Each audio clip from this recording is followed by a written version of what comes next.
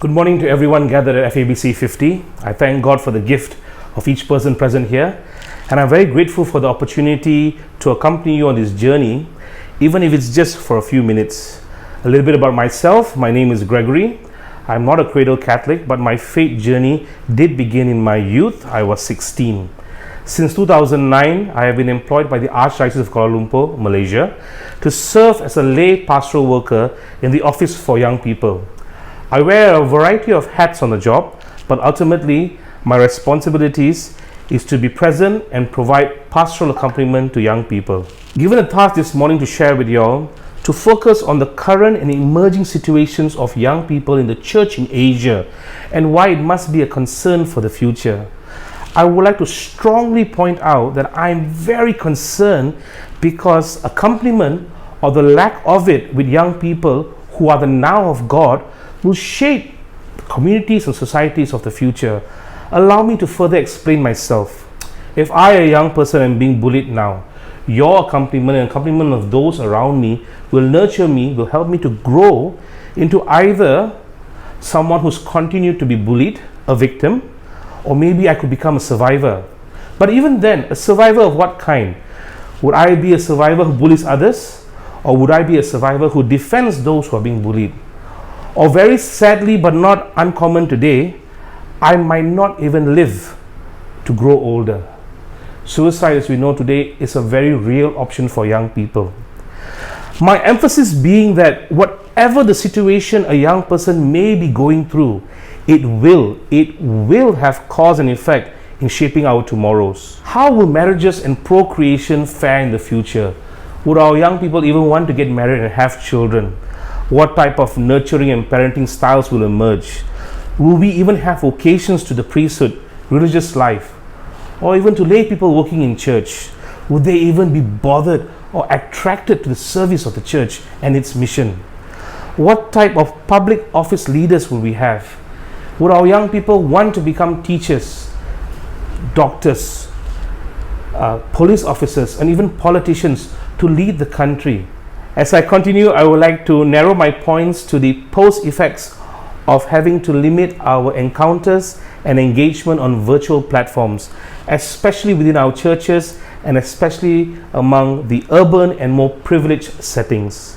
The past couple of years, we have altered our habits, which have led to new behaviors, and as a result formed within us new characteristics and personalities. Very subtle alterations. For example, before, attending Mass would mean a call to holiness. I wake up on Sunday, I get ready, I read beforehand the readings, I prepare my mind for receiving the Lord. I receive it in the sacraments. At the end, I hear the mandate, go and be a witness. But the effects of the pandemic, what happens to my Sunday mornings? I wake up, I take out my phone, all right, let's watch Mass for which country today? Maybe I understand what's going on. Was I assisting at Mass in the celebration? Was I attending? Was I present? I'm not too sure. So what happens now? I'll just wait for next Sunday. It just becomes a routine. It just becomes a habit. The manner in which we used to celebrate the variety of devotions and popular piety have shifted from community experience to individual experience. Now, why this sudden shift? During the challenging times of the lockdown, we had turned to the aid of technology to keep us alive. Hopefully, alive long enough to survive and overcome the crisis which was COVID-19. Unfortunately, it took just too long. Digital platforms which we had begun to use as tools to cope with in our isolation eventually became digital environments which we begin to live in. A migration from actual to virtual has had a profound impact on our self-understanding, our understanding of others, our ability to communicate and to form relationship with others. Well, we young people, we were studying, we were working, we were dating, we were gaming, we were doing almost everything on the screen. Church-wise, faith-wise, we were no longer making pilgrimages to the Lord. Rather, now we had begun to summon spiritual personalities, celebrities in the name of the Lord. The knowledge that when 2 or 3 are gathered in the Lord's name, He is present has been overthrown by the new experience. When I Google in the Lord's name, there He is present. Now we have minimal need for bonding. Now we have a minimal need for communion, a minimal need for fraternity. We have learned to become self-sufficient. We are no longer longing or yearning for the Lord, because we have found a way to satisfy our hunger in the Lord. Now just imagine this. Just imagine a world without hunger. A world without hunger for Jesus Christ. If I can say to myself that I am self-sufficient in my relationship with Jesus, what else would I say I can become self-sufficient of? What else would I need? Who else would I need? Me, myself, and I? It's enough. Now don't get me wrong. I'm not referring to a segment of people who are rejecting the Lord. Oh, Jesus is just too much for me. Please don't give me the cross. Church, no, not my community. But I'm referring to people who have been satisfied and self-sufficient on their own in their intimacy with the Lord. They do not need anymore the sacraments to be nourished. They do not need anymore the community to grow. I don't even know if they need Jesus to be with Jesus. It's so self-reliant, self-sufficient. For us pastors and formators who were actively serving in front of the camera, we may have had a more encouraging and uplifting experience.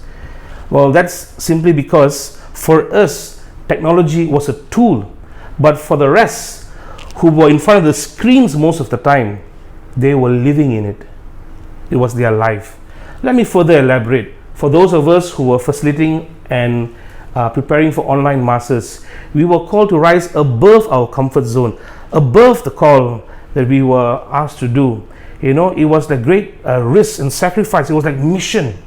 And then we would attend Mass and we would prepare what was needed and we would receive the sacrament.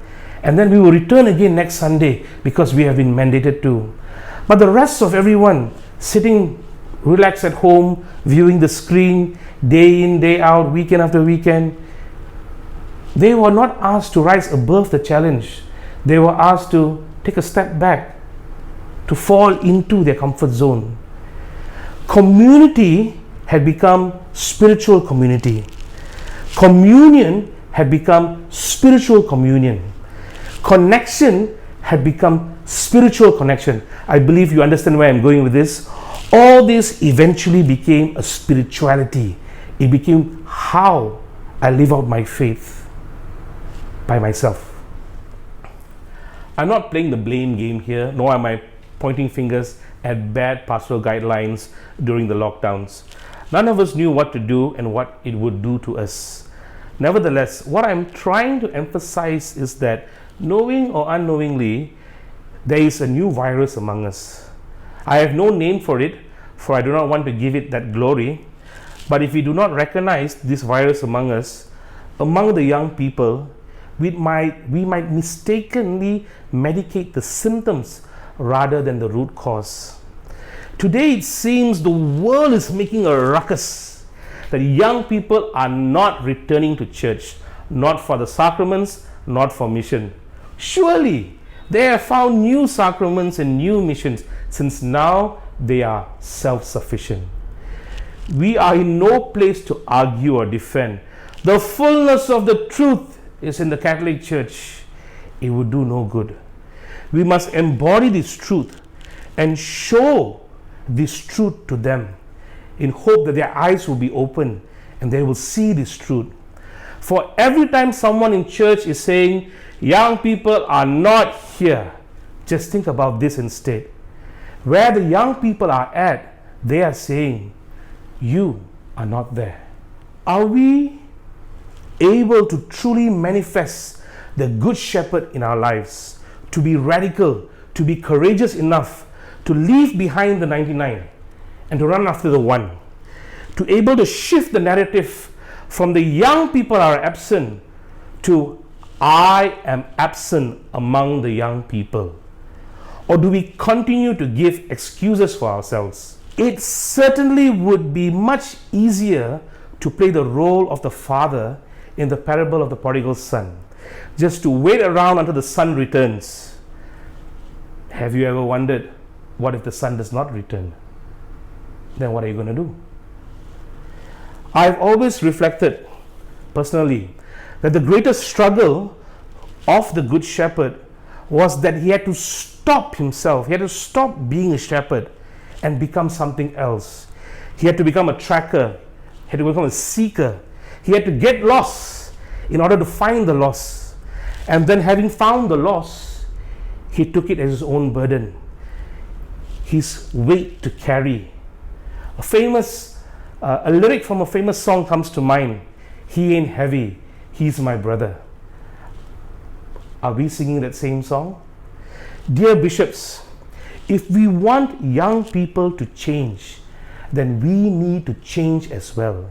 We have to stop thinking as if the way forward is to improve what we are already doing, to refine existing systems, to work with existing structures. No need to reinvent the wheel. But then, is it correct to put new wine into old wineskins? If our tools and methods were efficient to begin with, then why are we having this discussion? I have no guarantees what would work, but certainly it's clear what does not work. That being said, do not go out looking for others to be these new wineskins. We all have the capacity to become new wineskins. If not, we won't be here today. If not the Good Shepherd, then maybe the Good Samaritan. He too had to stop being who he was and become a nurse to the injured person. The rest who passed by, I imagine, were too distracted with who they were, their identity, and did not allow themselves to reach out. But the Good Samaritan, who was able to break free from the narrative, who am I, to for whom am I? Though the events may have inconvenienced the Samaritan, but just maybe his actions may have blessed the injured person with the opportunity for conversion. Something to ponder on. Is our goal to provide convenience or conversion? In my own experience attending similar gatherings like this, there's always a recommendation for our bishops to first become friends to young people. Friendship before stewardship. I've heard before examples of bishops wearing jeans for the very first time in their life so that they could be relatable to young people, of bishops dancing and drinking and playing sports, talking about sex even, so on and so forth. I think that these are wonderful. These are great moments of encounter. But I also think now is the time to elevate this friendship. Can our bishops cultivate an environment where young people can challenge the bishop in dialogue, can argue with passion, can disagree? Can the bishops place themselves in a vulnerable position among young people? Are we able to foster friendship that is not utilitarian, a friendship that in spite of our differences holds firm? Can our bishops and young people really be equal co-workers in the community, in the church? As pastors of the community, whether we are clergy, religious, or laity, there's always the temptation to desire a return in some sort from the people we are accompanying and invested in. Could they take on leadership roles for us? Can they be a more visible sign in the church? Well, yes and no. I believe we must trust in the workings of the Holy Spirit and the discernment of the young people themselves.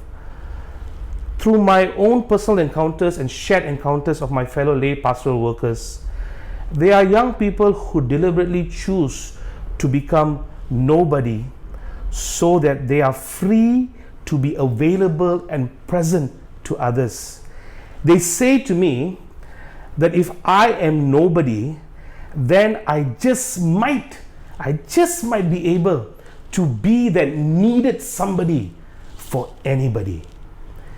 They see the roles and responsibilities in church, in other areas, are limiting themselves for the mission. In respect to church, this may be something we need to reflect on deeply. If our roles and responsibilities in church, as church, is keeping us from becoming like the Good Samaritan to others. In my conclusion, I would like to say something a little bit scandalous. The Eucharist is not the source and summit of our faith, and it will never be, not unless we are on a journey to the summit. Even before the events of the pandemic, many young people have fallen off the path to the summit and found alternatives. The recent events of the pandemic and lockdown have changed the landscape so much that for some it is unrecognizable, and they have found themselves other alternatives. We need to navigate new paths up the summit. Along the way, some paths will lead us to dead end, but surely we will find some new paths that will lead us right to the summit together. We have to reinstall human dignity with more love and responsibility. We have to re-emphasize common good with a more meaningful relationship, to replace solitude with solidarity, and to reaffirm confidence in our young people through subsidiarity. Dear bishops and friends present today, just in case my point was not made clear, the situation our young people are facing today in church, in their workplace, in life, is having to figure out everything on their own, by themselves, and face alone the consequences of their action. I think Mother Teresa said it best. The most terrible poverty is loneliness and the feeling of being unloved. I cannot prescribe any other solution other than genuine accompaniment. Do not clutter the lives of our young people with gimmicks and programs and interaction if it is not in hope to build authentic relationship and genuine pastoral accompaniment. I am hopeful that through accompaniment, our young people will grow roots firm in the faith, and tomorrow they will become genuine accompaniers themselves to the new generation of young people. With that, thank you.